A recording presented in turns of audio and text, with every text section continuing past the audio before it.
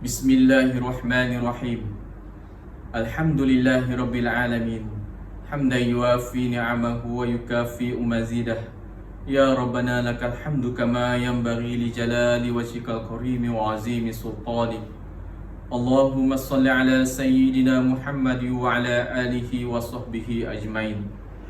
Ya Allah, ya Tuhan kami, pada hari yang penuh keberkatan ini, kami hamba-hambamu berkumpul dan berhimpun bagi meraihkan majlis penangguhan Kolokium Peringkat Kebangsaan bagi tahun 2020. Sesungguhnya ya Allah, perhimpunan ini adalah tanda kesungguhan, komitmen dan iltizam kami dengan roh dan semangat untuk membangun, membina, mendidik dan memartabatkan anak bangsa supaya menjadi warga berkelas dunia.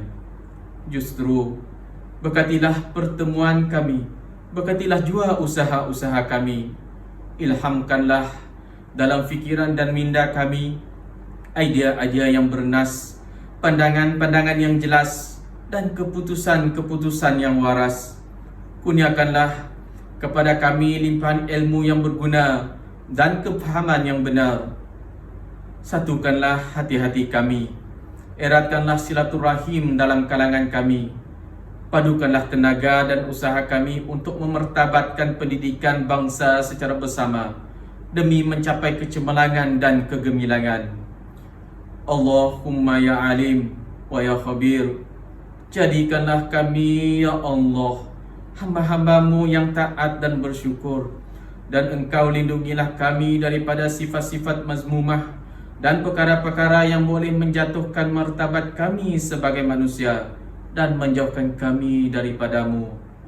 Kurniakanlah apa kiranya ya Allah kepada kami kesehatan yang berpanjangan, kesejahteraan yang sempurna, fikiran yang waras, minda yang cergas, rezeki yang halal, zuriat dan generasi yang beriman, serta segala kebaikan di dunia dan juga kebaikan di akhirat. Ya Zal Jalali wal Ikram, kami memohon kepadamu ya Allah agar usaha kami menganjurkan kolokium ini akan mendapat berkat dan rahmat, mampu menjadi medan bagi kami mencari wadah meningkatkan martabat pendidikan. Engkau pemudahkanlah segala urusan orang-orang yang memudahkan urusan ini. Engkau bantulah orang-orang yang membantu memudahkan kami menganjurkan kolokium ini. Ya Allah, ya Rahman, Engkau bekalkan kami dengan kesabaran dan ketabahan, mengharungi badai gelombang dalam menempuh dunia pendidikan yang semakin mencabar. Engkau titipkan kami dengan kekuatan dan kecekalan, agar dapat kami tempuh ranjau perjuangan menjana generasi khairah ummah. Ya Allah, ya Tuhan kami, jadikanlah pertemuan kami ini pertemuan yang diberkati, dan perpisahan kami perpisahan yang dirahmati. Engkau makbulkanlah doa-doa kami, sesungguhnya Engkau maha memakbulkan doa hamba-hambamu. Rabbana atina fid dunya hasanah wa fil akhirati hasanah wa qina azabannar wa qina azabannar wa qina azabannar. Wa sallallahu ala sayyidina Muhammad wa ala alihi wa sahbihi wa barik wasallam. Walhamdulillahi rabbil alamin. Taqabbalallahu minkum minnahu.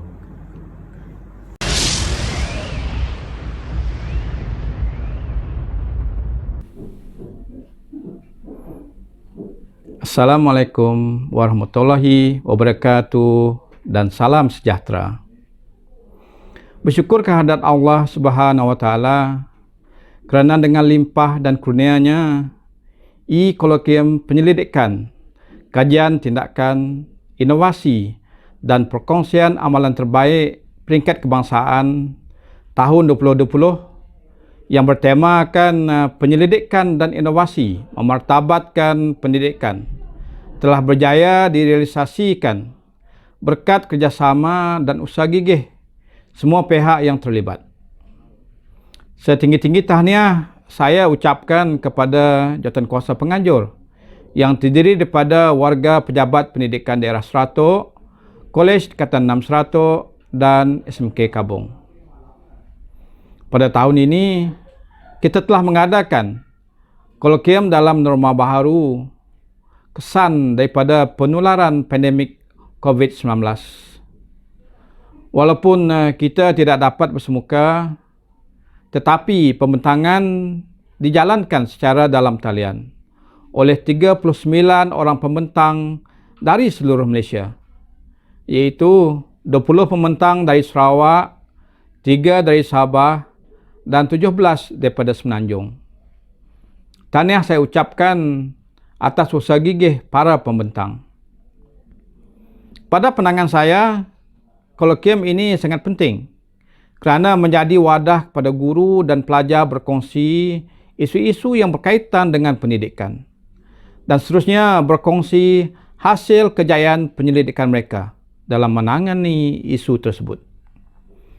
Kita berharap perkongsian ini akan memberi manfaat kepada semua guru dan pelajar di seluruh Malaysia. Pada kesempatan ini juga, saya ingin merakamkan terima kasih kepada Yang Berhormat Muhammad Cik bin Kadir kerana sentiasa menyokong program pendidikan daerah Seratuk. Tanpa sokongan beliau, sudah tentu sukar bagi kita untuk menjayakan program sebegini. Seterusnya, saya juga ingin mengucapkan terima kasih kepada pihak Institut Aminuddin Baki Cawangan Sarawak dan Institut Pendidikan Guru Kampus Batu Lintang Kuching kerana sudi membantu kita menjayakan e-kolokium ini. Akhir sekali, saya mengucapkan terima kasih kepada semua pihak yang terlibat dalam menjayakan e-kolokium ini. Saya berharap agar usaha kita untuk memartabatkan dunia pendidikan melalui penyelidikan dan inovasi akan menjadi kenyataan. Semoga usaha murni ini mendapat balasan daripada Allah Subhanahu Wa Taala di dunia dan di akhirat. Saya sudahi dengan wabillahi taufik wal hidayah. Assalamualaikum warahmatullahi wabarakatuh. Sekian, terima kasih.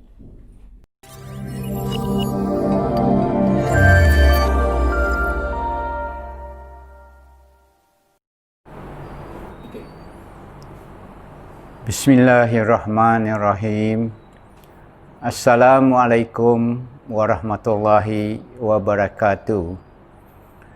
Syukur kehadrat Allah Subhanahu wa Ta'ala kerana dengan izinnya jua kita dapat bersama-sama dalam majlis penutupan e-kolokium penyelidikan kajian tindakan inovasi dan perkongsian amalan terbaik peringkat kebangsaan 2020 pada hari ini. Saya ingin merakamkan setinggi-tinggi penghargaan kepada warga PPD Seratuk, Kolej Tingkatan 6 Seratuk dan SMK Kabung kerana berjaya menganjurkan e-kolokium pada tahun ini. Saya berasa amat bangga kerana 3 tahun berturut-turut kita telah berjaya menganjurkan kolokium pendidikan.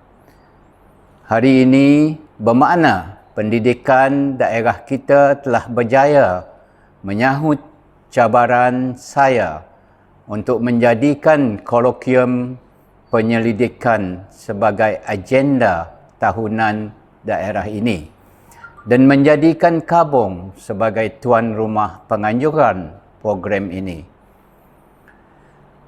Walaupun kita berhadapan dengan ancaman pandemik COVID-19, namun kerana kesungguhan semua pihak, pertandingan e-kolokium pada tahun ini dapat diteruskan dalam norma baru, iaitu secara dalam talian.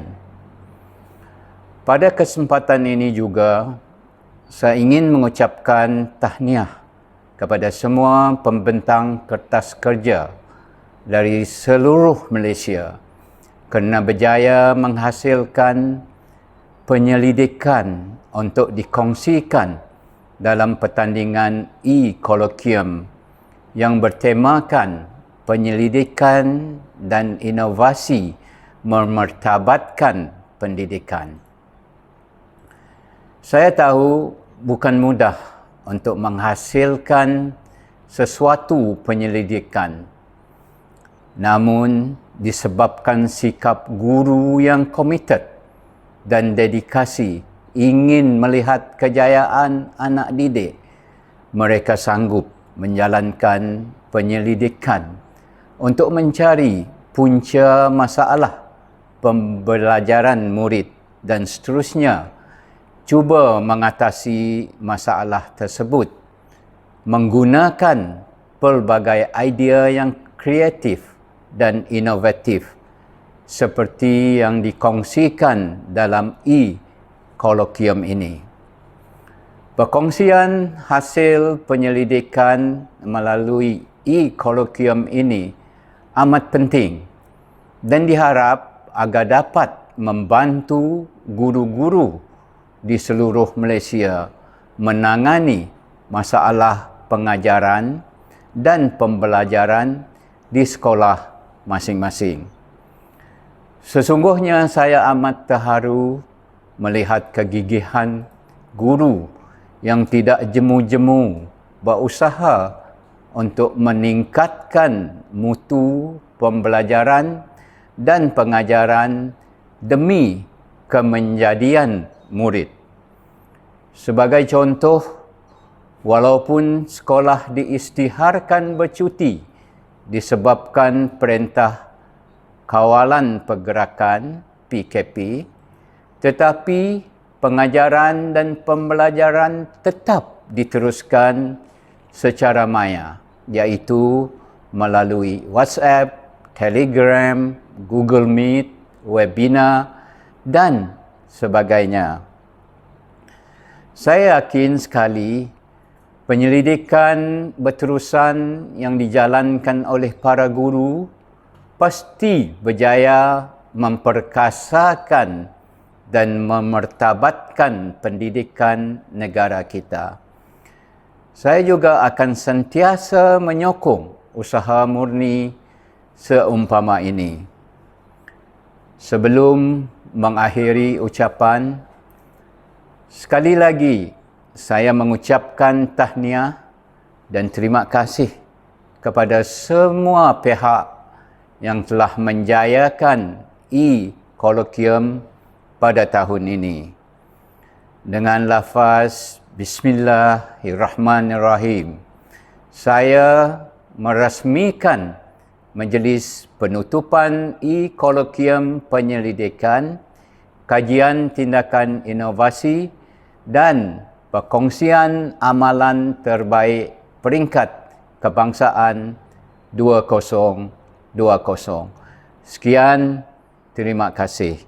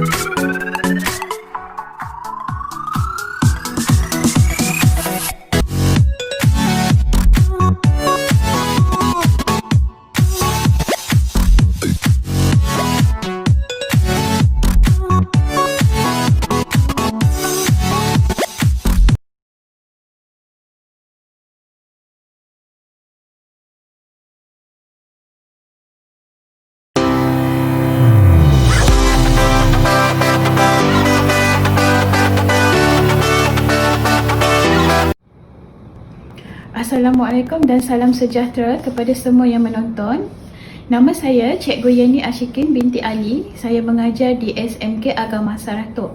Pada hari ini, saya akan membentangkan kajian tindakan saya yang bertajuk Kayu X Gene untuk menerangkan konsep pewarisan gen terangkai seks bagi pelajar tingkatan 4 untuk subjek sains. Dewasa ini, bidang kejuruteraan genetik menjadi sangat penting dalam bidang perubatan dan juga bidang pertanian dalam negara. Jika murid menghadapi masalah dalam memahami konsep-konsep asas genetik yang menjadi teras dalam bidang genetik, akan memungkinkan wujudnya miskonsepsi dalam kalangan murid.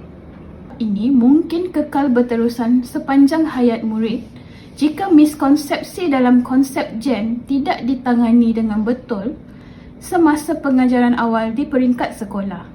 Sui dan Tragus pada tahun 2010 berpendapat bahawa konsep gen sangat penting dan berguna dalam pedagogi sains dan masyarakat moden masa kini memerlukan ahlinya untuk berpengetahuan dengan ilmu yang terkini tentang DNA, gen dan perkaitan di antara keduanya, khususnya untuk mengesan dan memahami penyakit baka.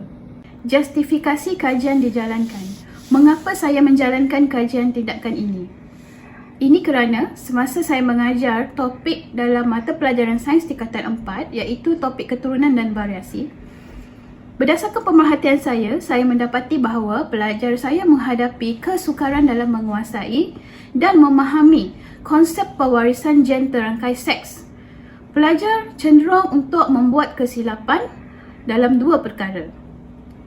Walaupun saya telah menambah baik PDP dan sudah menggunakan slide presentation dan animasi, pelajar masih juga membuat kesilapan yang sama. Dua kesilapan yang sering pelajar buat adalah yang pertama, pelajar menulis notasi pada kromosom Y, sedangkan kromosom Y tidak membawa apa-apa gen mutant. Kesilapan yang kedua adalah pelajar seringkali menggunakan perwakilan kromosom autosom, sedangkan trait yang terlibat adalah yang terhubung pada kromosom X, iaitu kromosom seks, bukan kromosom autosom. Konsep ini jelas jauh berbeza. Contohnya trait bagi penyakit buta warna. Secara amnya, kajian tindakan saya adalah bertujuan untuk menerangkan konsep pewarisan gen terangkai seks dengan menggunakan kayu X gene. Secara khususnya, kajian tindakan saya adalah bertujuan untuk meningkatkan pemahaman pelajar dalam konsep pewarisan gen terangkai seks menggunakan kayu X gene dan menyelesaikan masalah miskonsepsi dalam kalangan pelajar semasa melukis rajah skema pewarisan gen terangkai seks. Persoalan kajian ada dua. Yang pertama, adakah penggunaan kayu X gene dapat meningkatkan pemahaman pelajar tentang konsep pewarisan gen terangkai seks, dan adakah kayu X gene dapat menyelesaikan miskonsepsi pelajar dalam melukis rajah skema pewarisan gen terangkai seks. Untuk menjawab persoalan tersebut, kajian tindakan saya telah dijalankan berdasarkan model Chemis dan McTaggart tahun 1988, di mana pada peringkat awal iaitu merancang, saya menjalankan PDP seperti biasa. Semasa PDP biasa, saya telah memanggil seorang wakil pelajar untuk menyelesaikan masalah berkaitan pewarisan gen terangkai seks sekaligus melukis gambar rajah skema pewarisan di hadapan kelas. Selepas itu, saya menjalankan ujian kepada semua murid di dalam kelas iaitu 20 orang pelajar tingkatan 4 cemerlang untuk mengenal pasti adakah pelajar lain mengalami masalah yang sama seperti pelajar yang dipanggil tadi. Selepas itu, saya membuat refleksi iaitu menganalisis ujian pura tersebut dan saya merancang semula dengan membina alat bantu mengajar yang saya namakan sebagai kayu X gene. Kenapa saya namakan ia sebagai kayu X gene adalah untuk menekankan kepada pelajar saya bahawa alel untuk buta warna dan setengah trait yang berkaitan dengan kromosom seks hanya terletak pada kromosom X. Sama ada alel itu adalah alel dominan ataupun alel resesif dan tidak sesekali terletak pada kromosom Y. Sini saya akan menerangkan bagaimana kayu X gene digunakan dalam PDPC. Pelajar akan dibekalkan dengan set soalan yang mengandungi masalah berkaitan gen terangkai seks, di mana kemungkinan perempuan adalah pembawa ataupun perempuan adalah pesakit bergantung kepada kehendak soalan. Di sini pelajar dapat menulis perwakilan yang betul pada gamet dan mendapat nisbah yang betul untuk genotip dan fenotip. Kayu X gene juga menunjukkan bahawa kromosom Y tidak membawa alel bagi gen terangkai seks. Oleh itu, genotip anak lelaki yang terhasil hanyalah bergantung kepada alel yang dibawa oleh kromosom X sama ada dominan atau resesif, dan fenotip anak lelaki hanya ada dua kemungkinan iaitu sebagai pesakit atau normal. Selepas menjalankan PDP menggunakan Kayu Exchange, saya menjalankan analisis ujian POS dan banding beza dengan ujian pra sebagai refleksi. Yang kedua, untuk pengetahuan semua, ujian POS dan ujian pra adalah soalan yang sama untuk menguji keberkesanan penggunaan Kayu Exchange dalam PDPC saya. Dapatan kajian menunjukkan selepas ujian pra, hanya 4 orang pelajar sahaja yang mendapat markah penuh. Akan tetapi, selepas ujian POS dijalankan, keputusan pelajar menunjukkan bahawa kesemua 20 orang pelajar berjaya mendapat markah penuh. Saya rumuskan di sini bahawa penggunaan Kayu Exchange sebagai alat bantu mengajar telah meningkatkan kefahaman pelajar tentang konsep pewarisan gen terangkai seks. Maklum balas pelajar turut menyatakan mereka memahami konsep pewarisan gen terangkai seks dengan pantas. Kayu Exchange membolehkan pelajar membuat visualisasi kromosom dan dapat melengkapkan gambar rajah pewarisan dengan betul. Penggunaan Kayu Exchange telah meningkatkan kefahaman dan penguasaan pelajar tentang konsep pewarisan gen terangkai seks dan pelajar dapat melukis atau mengilustrasikan rajah skema pewarisan gen terangkai seks dengan betul. Kayu Exchange juga sebenarnya boleh digunakan dalam mata pelajaran lain seperti biologi, bukan hanya untuk mata pelajaran sains. Di samping ia sangat mudah dan murah untuk dihasilkan, ia sangat memberi impak pada penguasaan murid dalam konsep-konsep yang sukar dan penting seperti pewarisan gen terangkai seks sebagai ilmu asas dalam konsep genetik. Oleh itu, saya sudahi pembentangan saya dengan wabillahi taufik wa hidayah. Assalamualaikum dan salam sejahtera. Salam sejahtera dan salam e-kolokium kepada semua. Hari ini kumpulan saya yang terdiri daripada saya sendiri, Puan Chong Linga, Puan Jera binti Banding dan Encik Hiyudin akan membuat satu perkongsian amalan terbaik yang telah berjaya dilaksanakan di sekolah kami iaitu SMK Baru Miri. Tajuk perkongsian amalan terbaik kami pada hari ini ialah Cafe Rimba. Di sini pemulanya pembudayaan amalan 3A iaitu Reduce, Reuse dan Recycle. Program pembudayaan amalan 3A ini bermula pada awal tahun 2019 dan dilaksanakan untuk memenuhi tuntutan isu semasa iaitu penerapan nilai mencintai alam sekitar dalam kalangan masyarakat. Hasil soal selidik dan pemerhatian yang dijalankan dalam kalangan murid di sekolah ini mendapati bahawa kesedaran tentang amalan 3A masih rendah dan perlu menjadi budaya, iaitu 65% pelajar kurang pengetahuan dan kesedaran 3A, manakala 77% pelajar kurang mengamalkan amalan 3A. Inilah matlamat dan objektif program pembudayaan amalan 3A di sekolah ini, iaitu untuk meningkatkan kefahaman, kesedaran dan amalan 3A pelajar di sekolah ini. Untuk memastikan program yang dirancang mencapai objektifnya, pihak sekolah telah merancangkan 4 strategi pelaksanaan yang utama, iaitu strategi pertama, pembudayaan amalan 3A, strategi yang kedua, pembudayaan inovasi 3A, strategi ketiga, perluasan info 3A, dan seterusnya strategi terakhir, iaitu kolaborasi pelestari. Di bawah strategi pertama pembudayaan amalan 3A, pihak sekolah telah melaksanakan polisi Say No to Plastic, No Straw dan No Polystyrene. Pelajar digalakkan untuk membawa bekas makanan sendiri ke sekolah. Seterusnya juga, tong sampah kitar semula disediakan di sekitar Cafe Rimba dan pelajar dididik untuk mengamalkan pembuangan sampah mengikut kategori sampah kitar semula. Strategi yang kedua ialah pembudayaan inovasi 3A.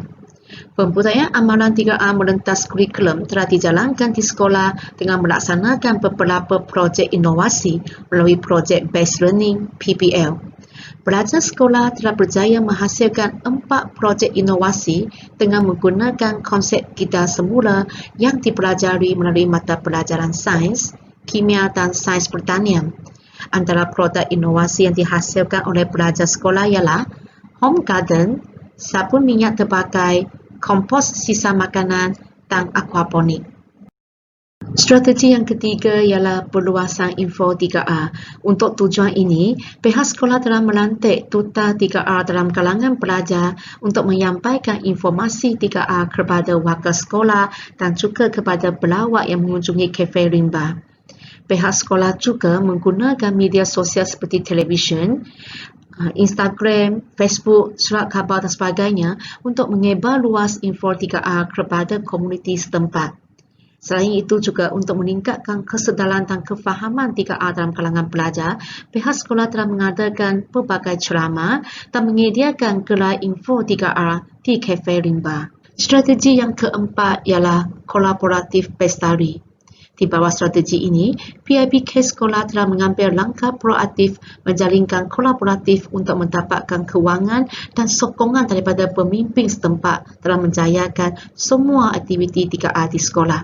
Pihak sekolah juga telah bekerjasama dengan agensi kerajaan seperti Jabatan Alam Sekitar, Jabatan Kesihatan dalam mendapatkan kebakaran, khidmat nasihat dan sumbangan tenaga dan material untuk menjayakan semua projek 3R di sekolah.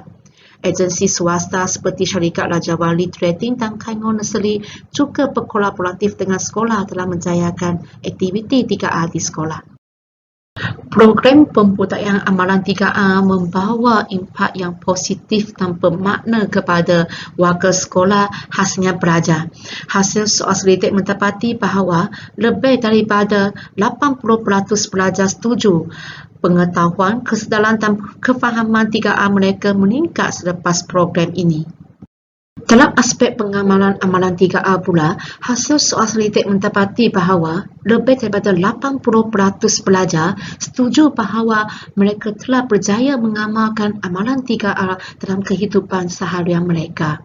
Hasil soal selidik juga mendapati bahawa pelajar sangat minat dengan projek inovasi yang dijalankan di kafe rimba sekolah. Dalam aspek pembudayaan amalan 3R pula, didapati bahawa melebihi 90% pelajar setuju bahawa mereka sangat minat dengan program 3R di sekolah. Mereka akan memberikan sokongan kepada program 3R dan seterusnya menyebar luas kepada ahli-ahli keluarga ataupun rakan mereka serta menyokong sepenuhnya program 3R di sekolah. Program pembudayaan amalan baik di kafe rimba sekolah telah mengunduh anugerah Go atau Johan Keseluruhan pertandingan amalan perkhidmatan kantin terbaik peringkat kebangsaan pada tahun 2019. Idea dan konsep mesra alam rimba kafe telah menjadi tumpuan media untuk membuat liputan termasuk TV1, TV3 dan surat khabar tempatan. Amalan terbaik perkhidmatan kantin sekolah ini telah menarik minat sekolah-sekolah daerah Miri ataupun luar daerah Miri, komuniti setempat, pemimpin tempatan, agensi kerajaan dan agensi swasta untuk mengadakan kunjungan dan penanda aras ke kafe rimba sekolah. Pada tahun 2019 sahaja, sudah ada 15 rombongan kunjungan penanda aras ke sekolah ini.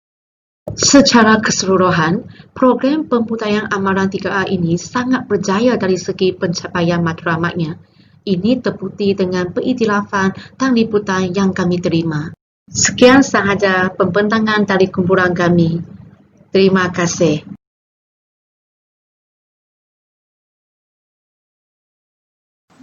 Assalamualaikum and good day everyone. I'm Amalina Hasbi from SK2M Manyabur. Okay, today I'll be presenting my action research entitled Improving Vocabulary Learning of Primary 2 Pupils Through the Use of AR4E. AR4E here stands for Augmented Reality for English. Okay, so before we start with the presentation, let's watch this video first so that you can have a general view on what AR4E is and how it looks like.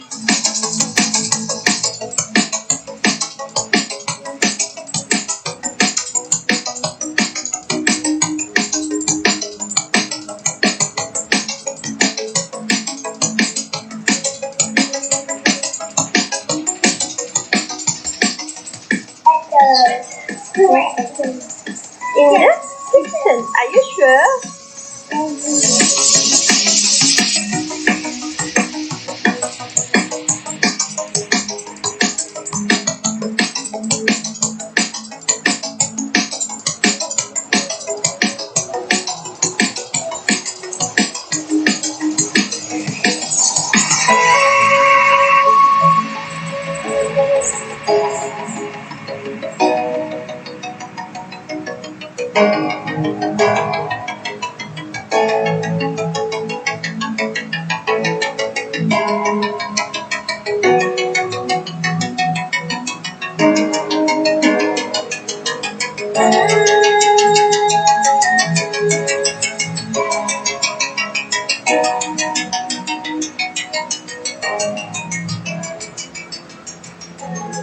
Okay, so from this video you can see that AR4E is a combination of different medias. For example, the 360-degree picture, videos, songs, and interactive flashcards, quizzes, and simple games. Okay, so basically this is the layout for my presentation, which starts from the introduction. Okay, the first one. Why do I need to carry out this actual research is due to the need to be proficient. Okay, as English has become a lingua franca, so there is the need for the students to be proficient in the language so that they can compete at international level. Okay, the second one here is the role of vocabulary acquisition, in which the students have to acquire the language so that they have to acquire the vocabulary so that they can successfully use the second language. They can successfully learn English. Okay, the third one is technology in education. In terms of technology in education, nowadays we have to be in parallel with the current trend in education in which technology is integrated. Okay, so let's look further in the problem statement here. I have highlighted a few points, which is the first one is vocabulary was neglected in language teaching. This is due to the little specification was given to the role of vocabulary. Okay, however, the learners need large vocabularies to successfully use a second language. Okay, in my case here, for my actual research, my pupils are still within the average category, which is based on the School-Based Assessment Report 2019. So I feel like there is a need for me to do something about it, which starts with the vocabulary. Okay, so the objective here, the first one is to improve vocabulary learning among primary 2 pupils. The second one is to engage pupils in a more fun, interesting, and purposeful English lesson. The third one is to assess primary 2 pupils' attitude towards the use of AR4E in vocabulary learning. Okay, so for the research method here, my actual research is based on Lewin and Ledlow's model actual research, which is the cyclical process. Okay, and it involved 14 pupils of primary 2 in SK10. The research instruments here, I implemented 3 research instruments. The first one, pre and post test, observation checklist, and the third one is questionnaire. Okay, so I came up with the research findings after analyzing the data and tabulated the data. So the first one is AR4E has assisted the learners in vocabulary learning. If you can see here, the mean scores in the pre-test and post-test for both Unit 6 and Unit 7, this blue color represents the pre-test and red color represents the post-test. So you can see the significant improvement. And this is also supported by the observation checklist done by the expert teacher, in which she stated that pupils are able to answer the quizzes provided in AR4E. So this proves that AR4E has assisted the learners in vocabulary learning. Second finding is the learners encountered a new language learning experience. Okay, compared to the traditional way of using printed flashcards, pupils love seeing the objects that can move in the app, and they excitedly click to see what will pop up next. This is recorded by the researcher in the observation checklist, and this is in parallel with the questionnaire, in which they fully agree that they have new experience by using this material to learn. And the mean score here is very high, which is 4.93. Okay, the third one is AR4E has also created a fun and purposeful learning. Okay, as you can see here in the observation checklist, this is the evidence that pupils can learn in a fun way, okay, yet purposeful. So the first one is pupils love catching the animation and laugh at the funny animation in AR4E, and the researchers say they move around and easily move the mobile phone to look at the full picture. Okay, so when I wanted to get the feedback from the pupils, so this questionnaire was employed, in which they fully agreed that the learning process using the augmented reality is fun. As you can see here, the mean score is also quite high, which is 5.00. Okay, the last finding here is AR4E encourage active and collaborative learning. Okay, in this 21st century learning, collaborative learning is very important, and teacher acts as the facilitator. Teachers monitor the learning process instead of giving them chalk and talk, and practice teachers to the teacher-centered learning. Okay, so you can see here, they can play with the friends, and they agree with this item, which is shown in the questionnaire 5.00 for the mean score. Okay, this is also in line with the observation checklist, in which I have highlighted here the point recorded by the expert teacher. Less guidance was given by the teacher. Less guidance was given by the teacher, so collaborative learning can be carried out as they work with each other and collaborate with each other. Okay, so this is the conclusion of my presentation for today. Basically, the first one is technology in education has been integrated in vocabulary learning.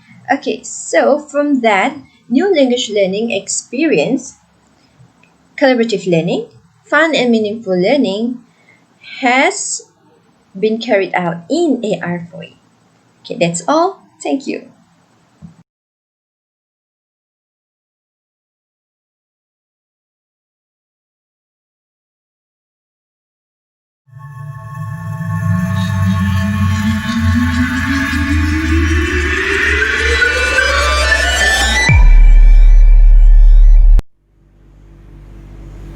Treaty. Treaty membawa maksud ting, ting, tu. Treaty merupakan sebuah alat yang digunakan untuk mengenal pasti ciri-ciri benda hidup dan mengelaskan benda hidup dan benda bukan hidup melalui penggunaan peta pemikiran dan gambar mengikut langkah-langkah.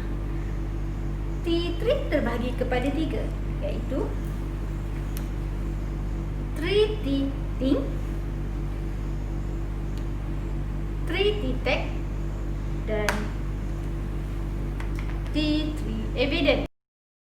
Treaty ting dan treaty evident dapat membantu murid-murid menguasai satu topik benda dengan mudah. Di samping itu, treaty direka khas bagi menarik minat murid serta merangsang murid untuk mengikuti proses pembelajaran. Terdapat beberapa strategi, pendekatan dan elemen diterapkan dalam menghasilkan inovasi ini. Antaranya ialah penggunaan peta pemikiran, VAK, elemen 6C yang berupaya menggalakkan pembelajaran kooperatif dan aktif murid. Semua elemen ini adalah penggalak kepada proses pembelajaran abad ke-21 serta pembelajaran bermakna.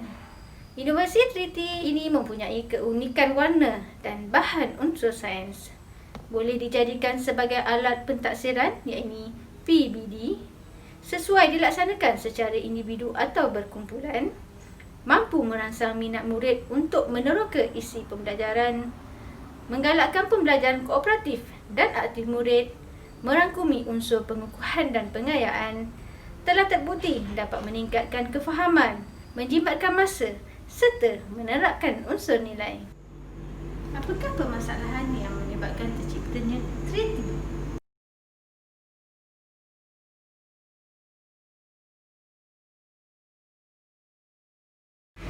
Sebelum terhasilnya inovasi treaty, saya telah mencipta satu alat bantu belajar yang dinamakan Smart Thinking bagi mengatasi masalah murid-murid dalam mengenal pasti ciri-ciri benda hidup dan mengelaskan benda hidup dan benda bukan hidup.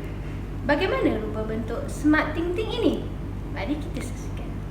Membina dan mereka Smart 1 sehingga Smart 6, Smart Evidence dan Smart Tag menggunakan aplikasi Pages dan kemudiannya dicetak menggunakan kertas stiker. Kerja-kerja pembinaan Smart Thinking dimulakan dengan membina rangka menggunakan mounting board, kemudian pembinaan tulang, Mounting board kemudiannya disusun, dicantum dan diperkemas dengan menggunakan binding tape. Seterusnya, proses menampal muka hadapan Smart 1 sehingga Smart 6 dan muka belakang pada kerangka yang telah siap diperkemaskan. Smart Evidence Board pula ditampal pada kerangka yang berasingan. Proses terakhir ialah menghasilkan Smart Tag, iaitu menglaminate, menggunting dan melabel plastik Smart Tag. Beginilah rupa bentuk Smart Tinting, Smart Evidence Board dan Smart Tag yang telah siap. Dengan terbukti keberkesanan Smart Tinting, maka lahirnya inovasi 3T dalam rupa bentuk yang lebih menarik, mudah digunakan dan unik. Inovasi 3T ini telah didaftarkan di Perbadanan Harta Intelek Malaysia. Inilah inovasi 3T, Think, Think dan To. Penggunaan mirror cut stiker yang dilaminate dipilih untuk ketahanan dan membolehkan permukaannya ditulis. Langkah pertama ialah menyediakan alatan dan bahan, kemudian memotong mirror cut stiker mengikut saiz A4. Tulang dibina untuk dijadikan pengukur semasa proses pembinaan rangka. Seterusnya, rangka disusun dan dicantum secara berturutan menggunakan binding tape. Cantuman diperkemas dengan menggunakan repair tape. Langkah seterusnya ialah proses menampal 3T1 sehingga 3T6 yang telah dipotong di atas rangka yang telah siap. Kemudian, gambar-gambar dan perkataan digunting bagi membentuk 3T tag. Inilah rupa bentuk 3T yang telah siap. Rupa bentuk 3T dalam keadaan terbuka dan boleh didirikan. Proses terakhir ialah menghasilkan 3T evidence. Proses dimulakan dengan menampal 3T evidence pada rangka magnet sheet dan menghasilkan 3T tag yang akan disusun pada 3T evidence board.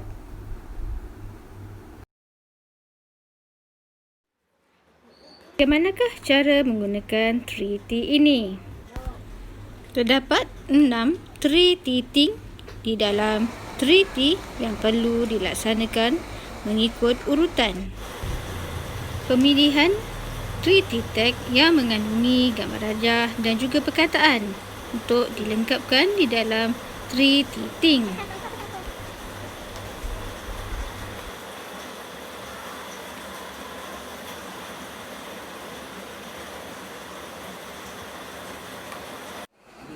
Fungsi kod QR yang terdapat pada 3T antaranya ialah memperkenalkan fungsi 3T, penggunaan peta pemikiran dan jawapan bagi 3T Think dan penggunaan 3T Evidence Board.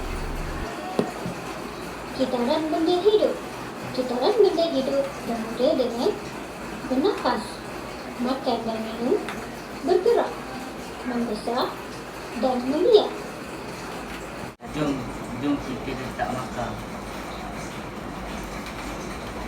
Kita dapat 3 bintang. 3T Evidence Board merupakan sebuah jadual yang digunakan sebagai alat untuk menilai keberkesanan dan pencapaian murid pada 3T Think. Permukaan 3T boleh ditulis dan juga dipadam seperti whiteboard. 3T mudah disimpan dan juga dibawa. 3T telah terbukti berkesan digunakan oleh prapersekolahan, pendidikan khas, murid-murid sekolah rendah dan orang perseorangan berikutan cara pengendaliannya yang mudah dan mesra pengguna.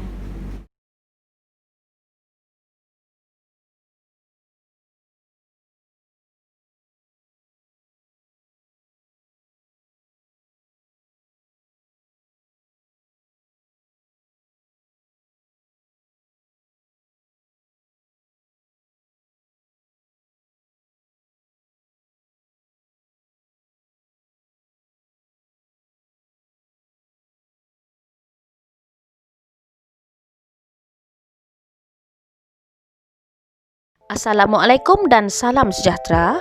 Saya Cikgu Suzana Jumat, Guru Akademik Tingkatan 6 SMK Sanzek akan membentangkan kajian tindakan saya iaitu penggunaan kipas kronologi dalam meningkatkan penguasaan fakta dan konsep subjek sejarah dalam kalangan pelajar Pusat Tingkatan 6 SMK Sanzek. Justifikasi saya menjalankan kajian tindakan ini adalah untuk membantu pelajar menyelesaikan masalah mengingati fakta berkaitan kronologi sejarah dan menggalakkan guru menyediakan intervensi yang sesuai dengan situasi dan berkaitan dengan subjek yang diajar, iaitu sejarah. Baiklah, di dalam kajian ini terdapat objektif yang ingin dicapai. Saya bahagikan kepada dua, iaitu yang umum adalah untuk meningkatkan penguasaan fakta dan konsep asas pelajar dalam subjek sejarah. Seterusnya, merujuk kepada objektif khusus, saya ingin pelajar saya meningkatkan kemahiran pelajar menyusun atur kronologi peristiwa pembentukan Malaysia mengikut tertib dari tahun 1500 sehingga 1963. Seterusnya, meningkatkan pencapaian pelajar dalam menjawab soalan berbentuk kronologi sejarah dalam peperiksaan STPM sebenar. Seterusnya, beralih kepada metodologi kajian. Di dalam penyelidikan ini, saya telah menumpukan perhatian kepada 5 daripada 20 orang pelajar berdasarkan markah yang rendah dalam ujian topikal yang telah dijalankan. Saya telah memilih beberapa pendekatan dalam menjalankan kajian, iaitu ujian pra, diikuti temu bual, pemerhatian dan seterusnya menjalankan ujian pasca. Seterusnya, selepas membuat analisis tinjauan masalah yang saya telah kenal pasti, saya telah menyediakan intervensi. Dimulakan dengan mengumpulkan peristiwa-peristiwa yang berkaitan dengan proses pembentukan sejarah Malaysia. Oleh itu, saya telah memilih 14 peristiwa yang signifikan. Seterusnya, saya mintakan pelajar saya melukiskan ilustrasi yang sesuai untuk diletakkan di dalam kad-kad yang berkaitan dengan peristiwa tadi. Kemudian, lukisan yang pelajar telah buat di atas kad-kad tadi, saya pindahkan ke atas sebilah kipas yang boleh diletakkan 14 peristiwa di dalamnya. Saya susun dari kiri ke kanan. Untuk menjadikan kipas ini informatif, bukan hanya sekadar ilustrasi, saya muatkan seluruh maklumat berkaitan peristiwa tersebut dalam QR code. Kipas ini akhirnya dapat disediakan dalam pelbagai bentuk dan saiz. Kipas yang berbentuk satu kaki boleh digunakan oleh guru sebagai bahan bantu mengajar, manakala kipas yang mini bersaiz kipas tangan boleh digunakan oleh pelajar sama ada dalam proses belajar sejarah dalam kelas untuk tajuk yang berkaitan dengan kronologi sejarah pembentukan Malaysia daripada 1500 sehingga 1963 atau berada di luar bilik darjah juga boleh digunakan untuk mengakses bahan. Baiklah, kita pergi kepada cara pelaksanaan PDPC menggunakan kipas kronologi. Yang pertama, guru memberikan panduan dengan berbantukan bahan bantu mengajar kipas kronologi. Guru bentang satu demi satu bilah kipas tersebut beserta peristiwa sehingga selesai 14 peristiwa. Seterusnya, yang kedua, pelajar dibentuk mengikut kumpulan. Pelajar-pelajar dibahagikan kepada 5 kumpulan, iaitu kumpulan pertama membincangkan latar belakang tanah Melayu pada 1500, kumpulan kedua akan membincangkan era penjajahan British di antara tahun 1874 hingga 1941, kumpulan ketiga akan membincangkan era pendudukan Jepun 1941 hingga 1945, kumpulan yang keempat akan membincangkan ke arah kemerdekaan tanah Melayu daripada tahun 1951 hingga 1957, dan kumpulan yang terakhir akan membincangkan pembentukan Malaysia pada tahun 1963. Berdasarkan penggunaan kipas kronologi tadi, pelajar boleh mengakses maklumat yang ada QR code pada telefon masing-masing. Langkah yang ketiga dalam proses pelaksanaan PDPC adalah pembentangan kumpulan yang dikendalikan oleh pelajar ini. Dalam konteks perbincangan, saya hanya memberi komen dan seterusnya penambahbaikan kepada setiap pembentangan yang diberikan oleh pelajar. Di akhirnya, saya jalankan ujian pasca, menulis esei berkaitan tajuk Huraikan Sejarah Pembentukan Malaysia dari tahun 1957 hingga tahun 1963 secara kronologi. Hasil daripada ujian pasca tersebut, saya dapati pelajar saya yang gagal telah berjaya sekurang-kurangnya mendapat markah minima untuk soalan yang berbentuk kronologi, iaitu di atas 10 markah. Saya dapati ujian pasca yang telah dijalankan menunjukkan di situ pelajar saya tidak ada lagi yang tidak boleh menjawab soalan yang berbentuk kronologi. Apa yang lebih mengembirakan, pelajar saya berjaya menghasilkan 6 jawapan yang tepat untuk peristiwa pembentukan Malaysia secara tertibnya. Seterusnya beralih kepada impak dan keberkesanan penggunaan KK, iaitu kipas kronologi. KK saya lihat sebagai ABM yang lebih hands-on dan mudah alih kepada guru berbanding buku teks yang berat dan syarat dengan perkataan. Versi daripada 1.0 sehingga 3.0 yang terkini dilengkapi dengan kod QR lebih ringan dan mudah dibawa. Selepas menggunakan KK, saya lihat pelajar saya boleh mengatur dan menerangkan peristiwa secara lisan, menulis esei dengan baik dan menepati kehendak soalan. Saya lihat murid saya juga lebih aktif dalam sesi pembelajaran.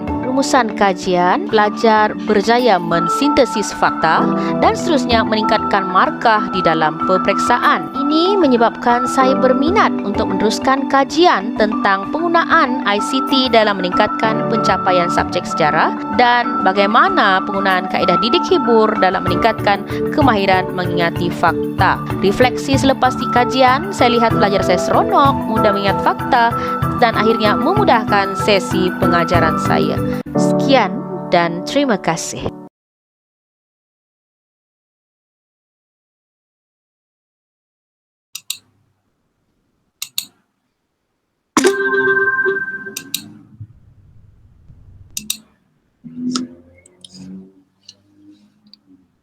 Assalamualaikum dan selamat sejahtera.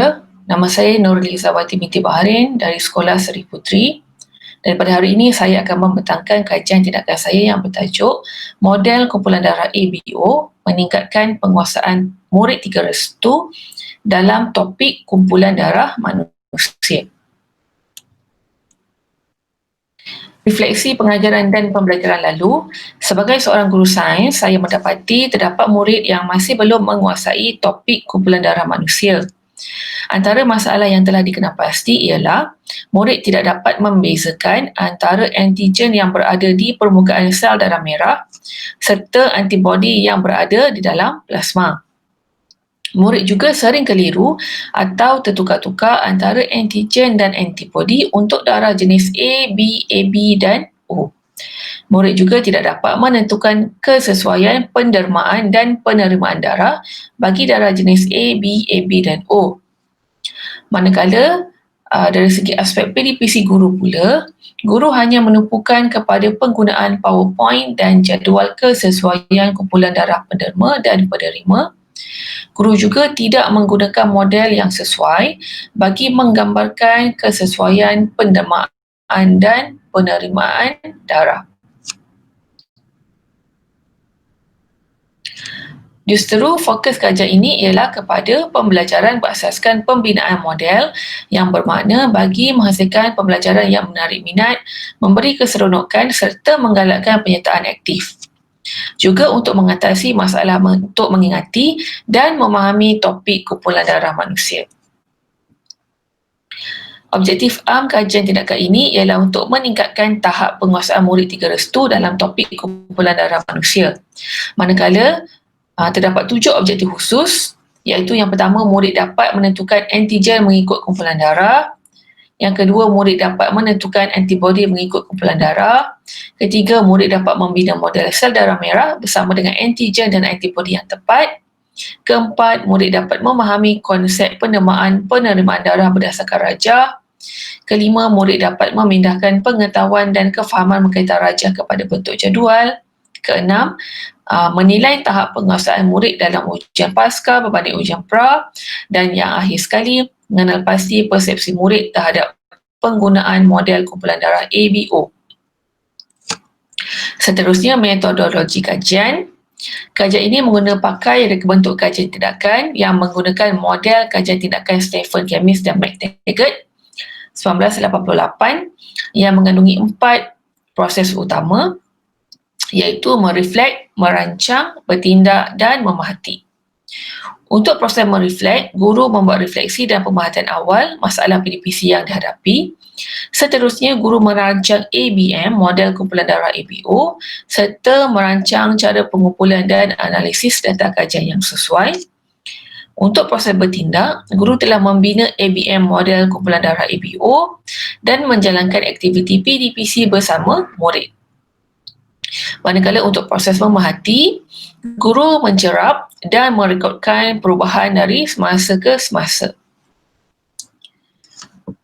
Terdapat 5 orang murid yang telah menjadi sampel kajian tindakan ini, manakala tinjauan awal masalah telah dilaksanakan melalui 2 kaedah utama, iaitu pemerhatian dan juga ujian pra. Aspek pemerhatian bertujuan untuk memerhatikan penyertaan, motivasi, sikap, tingkah laku dan minat murid semasa PDPC berlangsung, manakala melalui ujian pra, guru mendapati bahawa terdapat 5 orang murid yang mendapat markah terendah, iaitu markah antara 60 hingga 69, iaitu tahap yang tidak memuaskan yang telah menjadi fokus kajian tindakan ini. Seterusnya, kajian yang dijalankan terdapat 4 aktiviti utama, iaitu aktiviti pertama ialah aktiviti mengenal pasti kumpulan darah dan antigen, di mana murid diberikan kad manila dengan potongan-potongan perkataan. Murid perlu menyusun potongan perkataan tersebut mengikut kumpulan darah yang betul, iaitu kumpulan darah A, B, AB dan O. Setelah itu, murid perlu menyusun antigen yang sepadan. Sebagai contoh, kumpulan darah A mempunyai antigen A dan begitulah seterusnya. Aktiviti yang kedua ialah aktiviti membina model sel darah merah dengan antigen dan menentukan antibody, di mana murid perlu membina model sel darah merah menggunakan tanah liat ataupun Play-Doh. Okey. Seterusnya, murid meletakkan antigen yang betul. Okey. Melalui aktiviti ini, murid dapat mengetahui bahawa antigen itu sebenarnya terletak di permukaan sel darah merah. Okay. Seterusnya, murid perlu mengenal pasti antibody yang dihasilkan oleh plasma, iaitu plasma adalah yang berwarna kuning, jadi kertas berwarna kuning digunakan. Aktiviti ketiga ialah aktiviti penelitian rajah penerima darah, di mana murid perlu menyusun sel darah merah yang telah dibina dalam aktiviti sebelumnya ke dalam petak yang tepat. 1, 2, 3 dan 4. Murid seterusnya perlu meletakkan potongan perkataan di tempat yang betul. Okey, jadi melalui aktiviti ini, murid dapat mendapati bahawa kumpulan darah O dapat menema kepada kumpulan darah A, darah B, darah AB dan darah O sendiri. Oleh itu, murid dapat mengenal pasti darah O sebagai universal donor. Okey. Aktiviti yang keempat ialah mengisi lembaran kerja penerima darah berpandukan rajah. Okey, dapatan kajian. Berdasarkan kaedah pemerhatian, guru mendapati kesemua murid telah terlibat secara aktif, berkomunikasi dan saling berkolaborasi semasa menjalankan aktiviti model kumpulan darah ABO. Manakala perbandingan ujian pra dan ujian pasca yang telah dibuat mendapati markah kesemua murid telah mencapai tahap 100% dalam ujian pasca. Ini menunjukkan bahawa aktiviti model kumpulan darah ABO telah berjaya meningkatkan pencapaian murid. Manakala berdasarkan soal selidik yang diberikan menunjukkan kesemua murid telah memberikan respon yang sangat positif kepada penggunaan model kumpulan darah ABO. Oleh itu, rumusan kajian ini ialah Pelaksanaan kumpulan model kumpulan darah ABO telah berjaya mencapai objektifnya untuk meningkatkan tahap penguasaan murid dalam topik kumpulan darah manusia. Sekian saja pembentangan daripada saya. Sekian, terima kasih.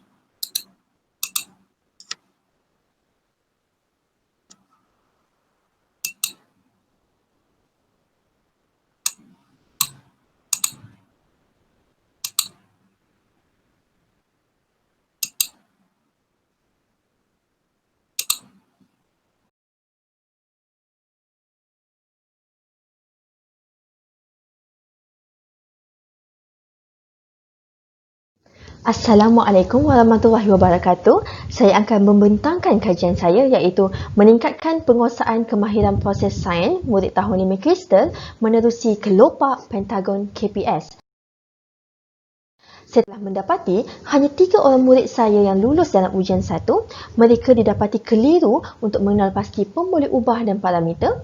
Mereka tidak mengetahui bentuk ayat untuk menjawab soalan KPS serta hanya menyalin soalan semula dan meninggalkan jawapan tidak berjawab. Manakala pedagogi guru pula adalah tidak berpusatkan murid dan bersifat sehala.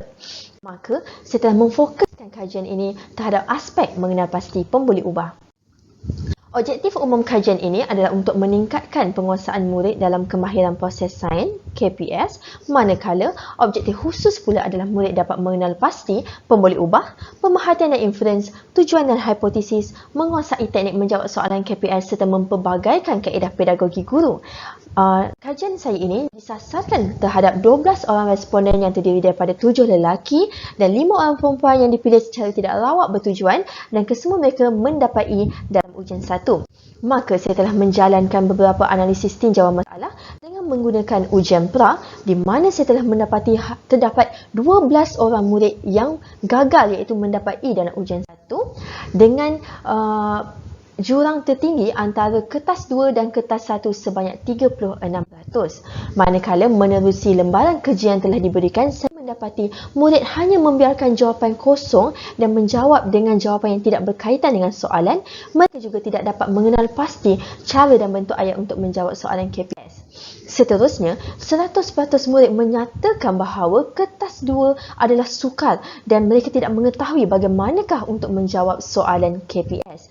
Dan temumbuhan yang telah saya laksanakan bersama Ketua Panitia Sains juga menyatakan bahawa beliau tidak mengetahui bagaimanakah cara yang paling mudah untuk menyampaikan tentang bentuk ayat KPS ini kepada murid.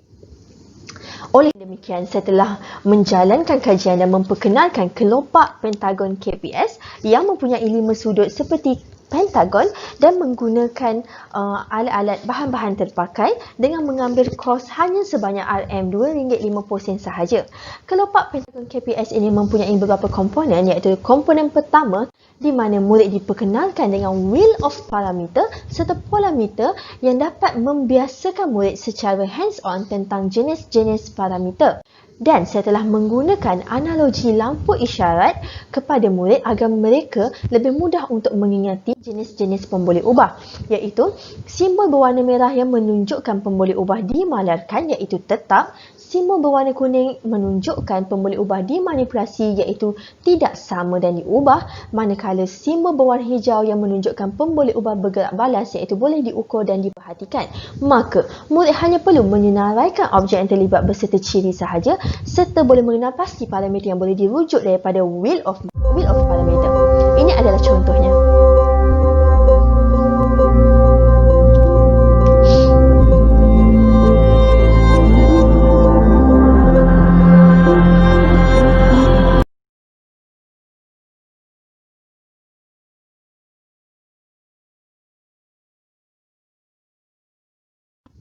Kemudian P versus I di mana melalui grafik pemboleh ubah tadi, murid terus boleh dipandu untuk menjawab soalan pemerhatian dan inference dengan mengisi ayat perbandingan dan menyatakan sebab. Kemudian komponen ketiga adalah the seek windows yang telah saya kongsikan di dalam chat YouTube serta Cikgu Tube dan PPD Kota Baru, iaitu murid menggunakan 6 tertingkap untuk menjawab soalan tujuan iaitu UMHA untuk mengkaji hubungan antara PM dan PB, dan tertingkap untuk menjawab hipotesis iaitu SPM-SPB. Semakin pola PM, semakin pola PB. Maka dapat dirangkumkan bahawa daripada topik pemboleh ubah tadi, murid terus boleh menjawab soalan-soalan KPS yang lain, dan ini amat menjimatkan masa dan lebih stimulatif. Ini adalah contoh penggunaannya.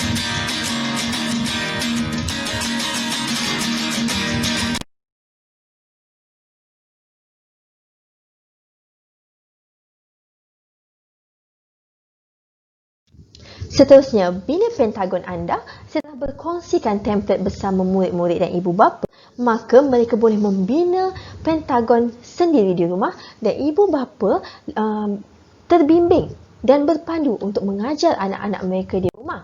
Manakala komponen yang terakhir iaitu lip lab test, setelah mengaplikasikan teknologi robotik iaitu dengan menggunakan microbit kepada murid, untuk menjawab kuis-kuis yang diberikan secara lebih menarik, hands-on dan juga berkolaboratif. Maka murid akan lebih teruja dan gembira untuk menjawab soalan-soalan kuis berkaitan KPS yang diberi. Baiklah, setelah mendapati kelopak pentagon KPS ini menunjukkan peningkatan markah dalam ujian POS dengan peningkatan tertinggi sebanyak 36%, malahan terdapat murid yang berjaya mendapat grade B dalam ujian POS berbanding grade E dalam ujian pra. Seterusnya, murid juga dapat menjawab soalan dalam kertas 2 dengan lebih sistematik berdasarkan kaedah yang telah digunakan.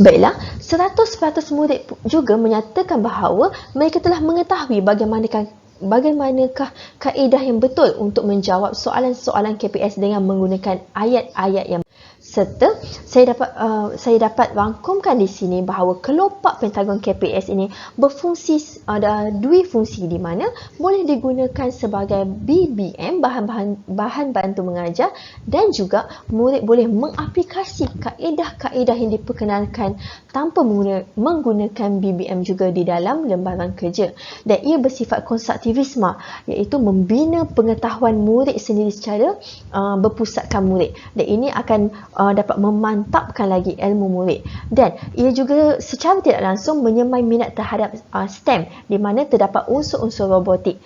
Jadi murid akan lebih teruja untuk mempelajari subjek sains. Pada masa akan datang, saya mencadangkan agar kelopak pentagon KPS ini dapat dijalankan kepada bilangan murid yang pelbagai dengan latar belakang tahap pencapaian akademik yang pelbagai, dan boleh diaplikasi ke dalam subjek dan topik lain sebagai contoh subjek bahasa Inggeris untuk membina ayat dan menggunakan perisian lebih menarik. Sekian, sebelum menutup bicara, saya kongsikan video rangkuman aktiviti kelopak pentagon KPS.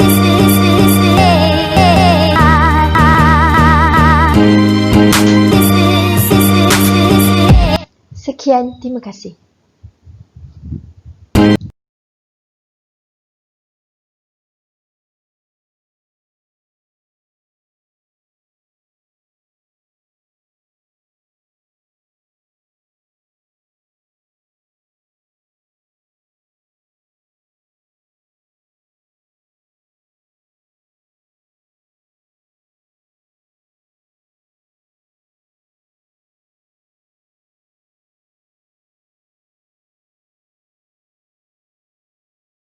Assalamualaikum dan selamat sejahtera. Nama saya Muhammad Aziz Ramli bin Ilyas dan tajuk kajian saya ialah Kit Keselamatan PKJR.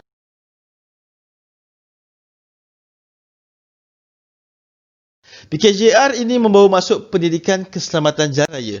Tujuan kajian ini adalah untuk meningkatkan kemahiran mengenal pasti simbol keselamatan dalam kalangan murid, yang mana saya mensasarkan 6 orang murid daripada tahun 2 Ibnu Khaldun, iaitu kelas kedua, dan pencapaian akademik mereka yang rendah. Fokusnya adalah untuk mengenal pasti kepentingan simbol keselamatan, dan daripada lembaran kerja, ujian pra dan soal study yang dijalankan, murid-murid ini lemah dari segi menyuai padankan simbol, lemah mengklasifikasikan dan tidak meminati tajuk PKJR. Oleh itu, 6 aktiviti telah dilaksanakan yang dirangkumkan dalam kit kit keselamatan PKJR ini. Kita lihat refleksi. Ada 5 sebab kenapa kajian ini dijalankan. Yang pertama, murid tidak dapat mengenal pasti simbol keselamatan yang asas. Sebagai contoh, saya tunjuk, iaitu simbol P yang mana parkir. Satu lagi simbol yang ada palang. Mereka tidak tahu yang mana satu simbol, yang mana satu tempat yang perlu kita parkir kenderaan dan tidak boleh parkir kenderaan. Okey?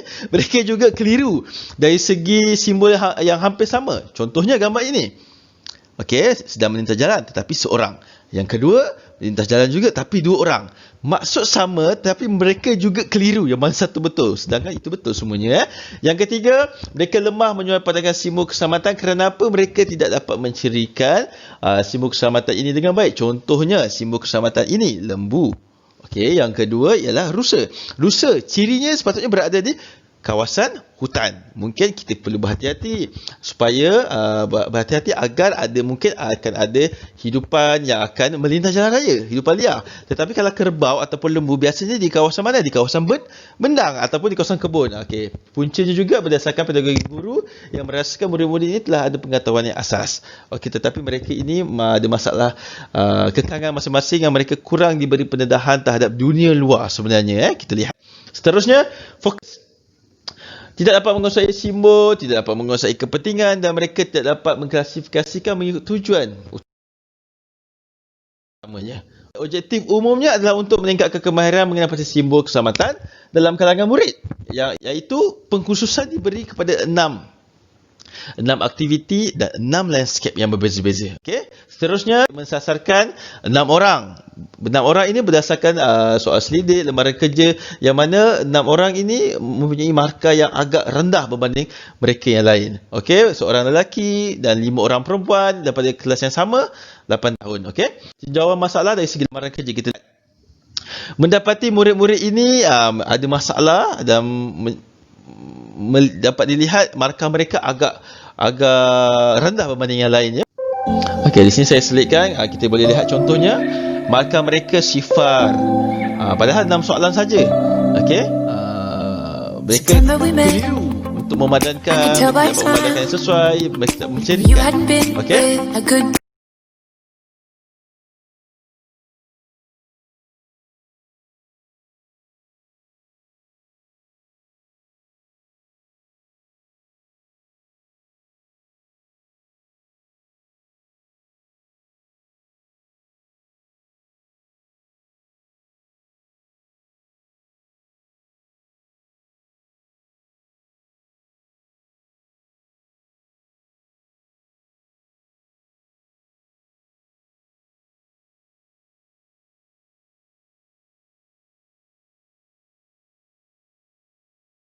Ini antaranya, kita lihat dari segi ujian pra juga, tetap markah mereka masih lagi rendah ya.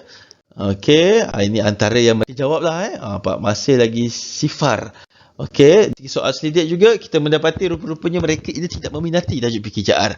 Kerana apa? Mereka menganggap tajuk ini susah. Okey. Okey, tidak oleh itu saya mula menjalankan kajian ini menggunakan kit keselamatan PKJR yang mana dalam kit ini ada 6 aktiviti dan 6 landscape yang menarik. Okey, kos bahan hanya RM20.50 saja boleh lihat. Okey, ini yang saya katakan tadi, 6 aktiviti dan 6 landscape. Itu latar tempat berbeza lah. Ini yang pertama kita lihat.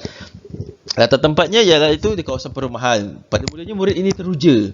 Cikgu nak buat apa cikgu? Cikgu bertanya, cikgu murid bertanya kepada cikgu, apa nak buat cikgu? Oh, cuma meletakkan simbol keselamatan yang sesuai. Saya meletakkan 6 orang sekaligus untuk membuat sama-sama. Kerana apa?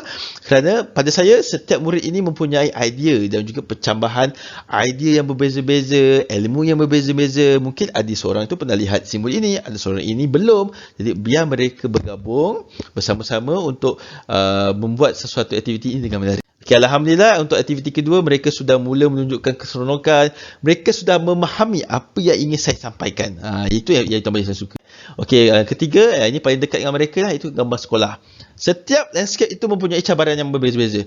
Tahap kesukaran juga semakin berbeza. Kita lihat yang keempat, tahap kesukaran pada saya agak sukar juga. Kerana apa? Saya menggunakan kawasan pembinaan yang belum lagi siap berhampiran dengan kawasan hutan. Nampak? Mereka dapat meletakkan traffic light, gambar rusa.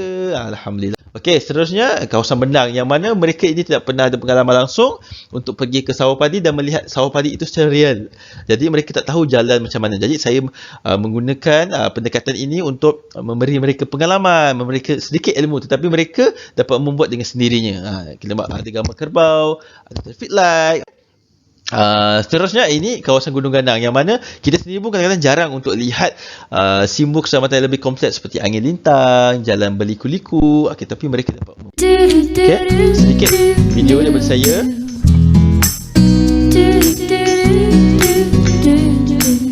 Ini antara aktiviti yang mereka lakukan bersama saya, iaitu yang gambar ini adalah ketika menjalankan sinkronisasi. Kita mulakan dengan nyanyian terlebih dahulu.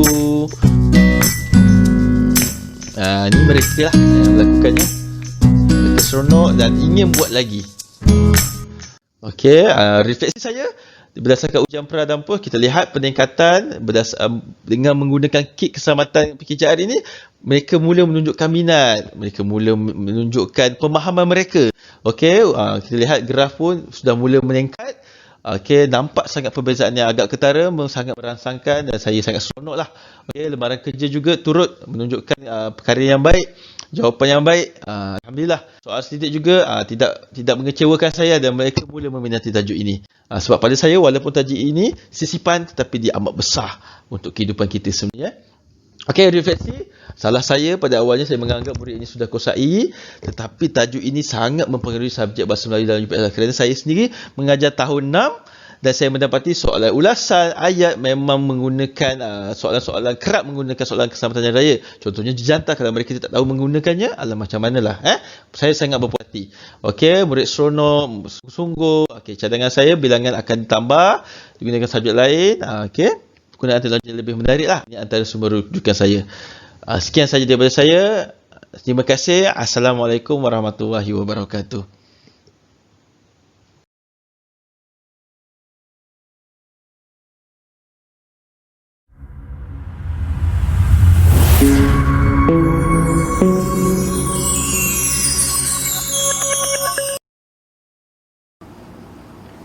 Assalamualaikum dan selamat sejahtera. Saya, Diana binti Abu Talib, Guru Pendidikan Khas Sekolah Kebahasaan Alam Melaka, akan membentangkan satu kajian tindakan yang bertajuk Meningkatkan Kemahiran Mengenal Pasti Benda Hidup dan Benda Bukan Hidup murid kelas pendidikan khas Kurnia 4 dengan menggunakan 3T, iaitu Think, Think dan Do. Kajian ini memberi fokus kepada menarik minat murid untuk memberi tumpuan dalam proses pengajaran dan pembelajaran, dan seterusnya meningkatkan kefahaman dan penguasaan murid dalam mengenal pasti ciri-ciri benda hidup dan mengelaskan benda hidup dan benda bukan hidup. Kajian ini disasarkan kepada 7 orang murid kelas pendidikan khas pembelajaran Kurnia 4 Sekolah Kebahasaan Alai yang terdiri daripada 6 orang murid lelaki dan 1 murid perempuan.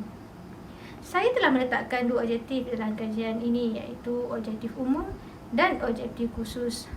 Objektif umum kajian ini ialah untuk meningkatkan minat murid untuk mengikuti proses pengajaran dan pembelajaran, manakala objektif khusus pula ialah untuk mengenal pasti ciri-ciri benda hidup dan benda bukan hidup dengan betul menggunakan 3T, dan seterusnya murid dapat menentukan benda hidup dan benda bukan hidup dengan betul secara amali, lisan dan juga bertulis. Pada peringkat awal kajian, saya telah membuat tinjauan masalah dengan memilih 4 pendekatan, iaitu analisis dokumen melalui pemeriksaan buku tulis, lembaran kerja dan hasil kerja murid. Kedua, menggunakan temu bual bersutur, iaitu bersama dengan murid. Yang ketiga, seorang selidik dalam kalangan guru pendidikan khas. Dan yang keempat ialah pemerhatian melalui tingkah laku murid sebelum dan selepas. Dapatan dari tinjauan masalah yang telah dijalankan mendapati murid tidak dapat menyatakan kesemua ciri-ciri dan menentukan benda hidup dan benda bukan hidup. Murid keliru untuk menentukan benda hidup dan benda bukan hidup. Murid tidak memberikan tumpuan, sukar menerima maklumat yang disampaikan. Murid kelihatan tidak bersedia terhadap proses pembelajaran, kurang berminat, dan murid kebiasaannya tidak aktif semasa proses PDPC dilaksanakan. Berikutan dari permasalahan tersebut, saya telah mencipta satu alat bantu belajar yang diberi nama 3T, iaitu Think, Think dan Do. 3T merupakan sebuah alat yang digunakan untuk mengenal pasti ciri-ciri benda hidup dan mengelaskan benda hidup dan benda bukan hidup melalui penggunaan peta pemikiran dan gambar mengikut langkah-langkah. 3T sangat menarik dengan penggunaan gambar rajah berkisar tentang kehidupan. Penggunaan salah satu unsur kemahiran berfikir aras tinggi iaitu peta pemikiran, menerapkan elemen 6C iaitu creativity, communication, critical thinking, character, citizen dan collaboration, dan juga VAK iaitu visual, audio dan kinesthetic. 3T menggunakan bahan yang mempunyai unsur sains iaitu magnet, mengandungi aktiviti yang disusun secara berperingkat dan mempunyai unsur pengukuhan, pengayaan dan penilaian iaitu PBD. 3T dirangka dapat menggalak pembelajaran kooperatif dan aktif murid melalui penggunaan teknologi. Terdapat 3 langkah dalam penggunaan 3T iaitu yang pertama, memilih dan meletakkan 3T tag iaitu gambar dan perkataan ke dalam 3T 1 sehinggalah ke 3T 6. Aktiviti 2 pula ialah murid menyemak jawapan dengan mengimbas QR. Terdapat juga fungsi QR code yang menerangkan tentang fungsi peta pemikiran dan penggunaan 3T Evidence Board. Seterusnya, murid bolehlah meletakkan skor pada 3T Evidence. Akhir sekali, murid boleh menyemak pencapaian aktiviti yang telah dijalankan pada 3T 1 sehingga 3T 6 pada jadual rumusan 3T Evidence Board. 3T Evidence Board mengandungi jadual rumusan yang merujuk kepada kombinasi warna merah dan kuning tidak mencapai tahap minimum, kuning dan hijau kurang memuaskan, dan hijau cemerlang. Semasa 3T diperkenalkan, murid sangat teruja, gembira dan seronok. Mereka telah dapat mengatasi masalah dan subtopik benda dengan mudah. Mereka telah mula menunjukkan minat untuk mengikuti proses pembelajaran terutama dalam mata pelajaran sains, sosial dan alam sekitar. Dapatan daripada soal sidik mendapati rata-rata 3T ini sesuai dan boleh juga digunakan untuk kelas dan mata pelajaran yang mempunyai tajuk yang sama. 3T telah berjaya meningkatkan kefahaman murid dalam subtopik benda. Ini dapat dibuktikan melalui ujian POS yang telah menunjukkan 6 daripada 7 orang murid telah menguasai subtopik benda dengan baik. Murid 4 juga telah menunjukkan peningkatan yang signifikan semasa 3T dilaksanakan. Dengan ini, dapatlah dirumuskan bahawa objektif kajian ini telah berjaya dicapai. 3T telah memberi impak yang positif terhadap proses pengajaran dan pembelajaran, memudahkan guru untuk mengajar dan menilai murid melalui pendekatan pentaksairan bilik darjah iaitu PBD yang sangat relevan. 3T terbukti berkesan di mana 20% guru menyatakan setuju dan 80% guru pula sangat bersetuju bahawa alat bantu belajar ini dapat meningkatkan kefahaman murid dalam menguasai subtopik benda. 3T juga dilihat sangat praktikal dan mudah diterokai kerana ciri-ciri kefungsian yang lengkap dan sempurna. Saya juga telah meminta pandangan nasihat dari pakar-pakar semasa menghasilkan 3T. Selain itu, saya juga telah membuat perkongsian 3T ini bersama murid prasekolah, murid sekolah rendah, sekolah swasta dan orang perseorangan. Demikianlah pembentangan kajian tindakan saya iaitu meningkatkan kemahiran mengenal pasti benda hidup dan benda bukan hidup, kelas pendidikan khas Kurnia 4 dengan menggunakan 3T. Sekian, terima kasih.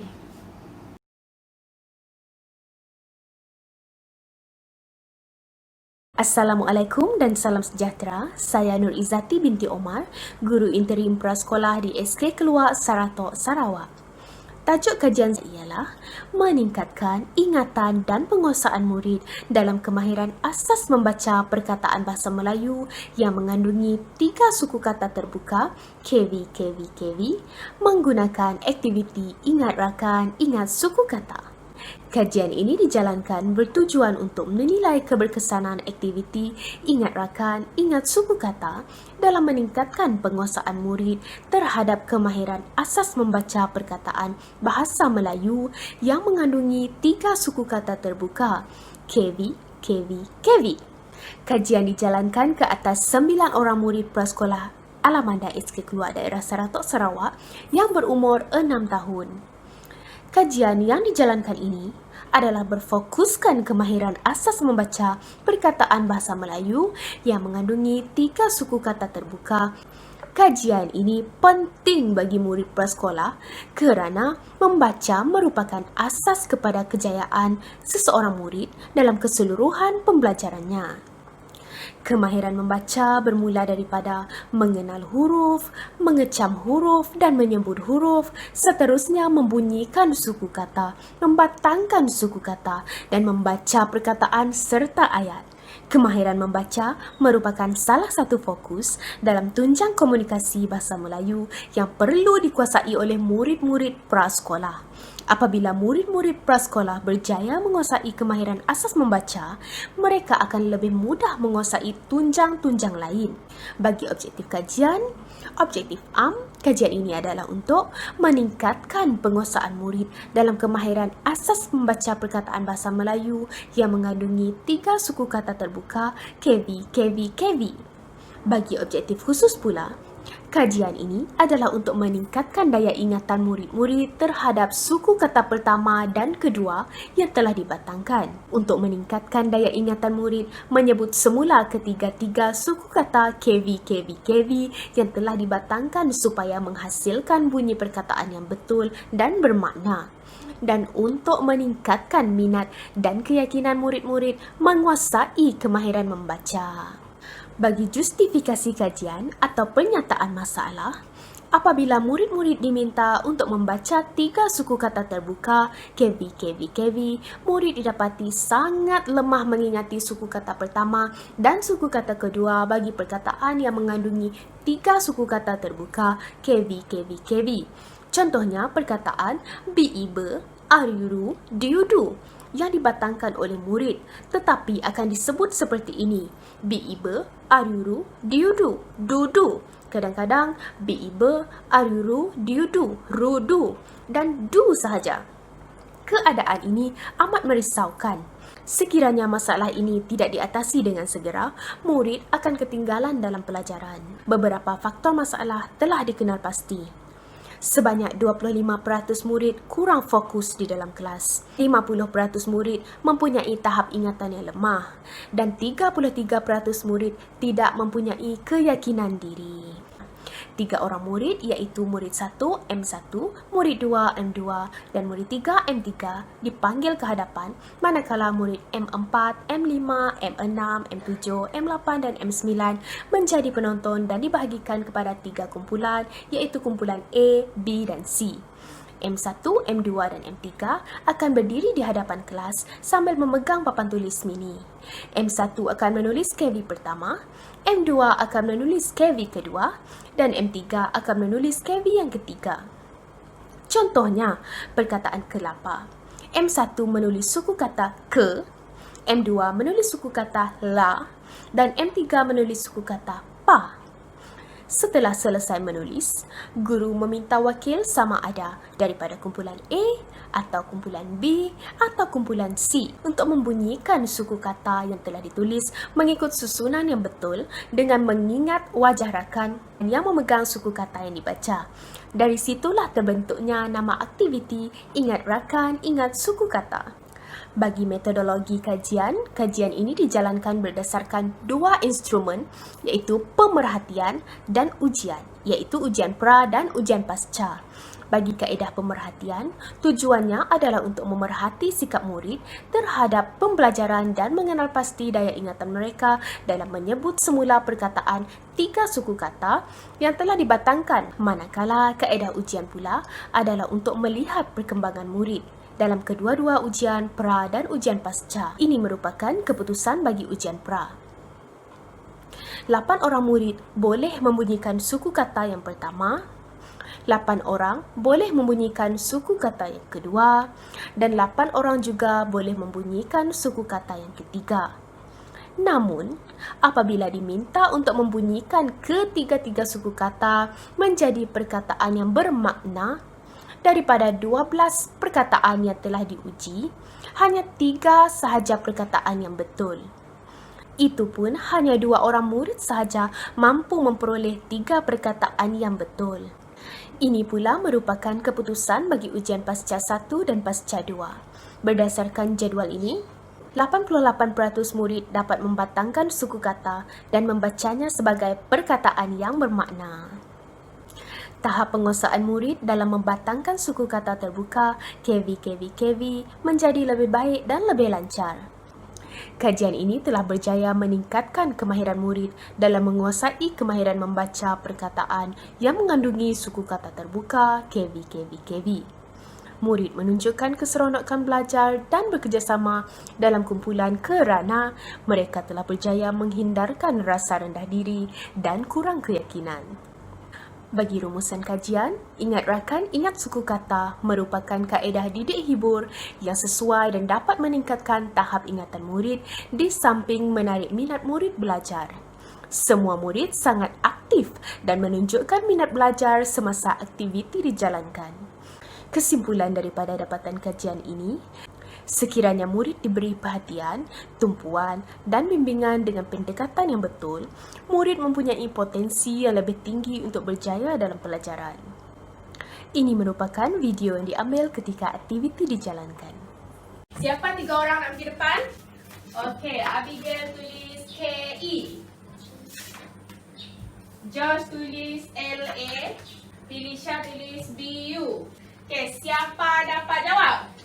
Okey, Alice dari kumpulan A, silakan.